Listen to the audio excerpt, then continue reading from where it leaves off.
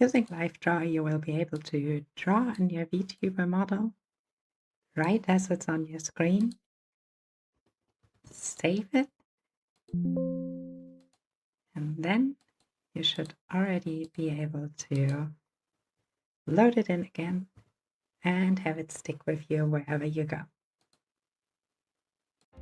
The software we'll be using is LiveDraw. You can download the source code as a zip file under the link in the description, and it's necessary to use the source code because the provided access does not actually work. You will need to unpack the zip file and move it to wherever you prefer. In addition, you will need to download and install the .NET SDK, which you can also find in the description.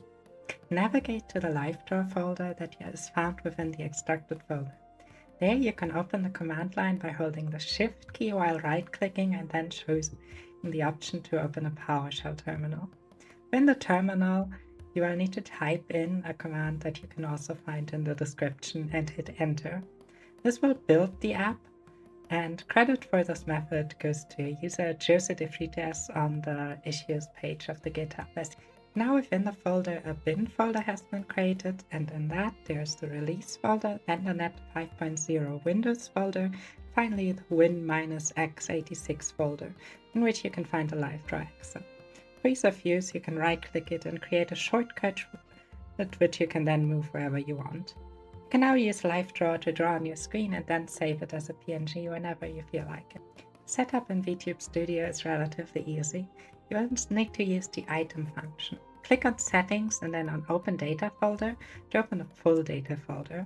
In there you will need to find the Items folder, and then you will need to use LiveDraw to save your drawings in that folder. And you should create a drawing and save it under a recognizable name, preferably a short one. Back in Vtube Studio, you can now spawn the drawing by clicking on Item Settings and then finding the file.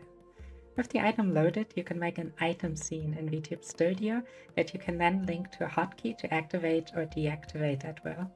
The trick is that when you overwrite the file using LiveDraw while the item isn't loaded, Vtube Studio will load it from the new file when you press the hotkey, allowing you to create a new LiveDraw drawing and then loading it in quickly.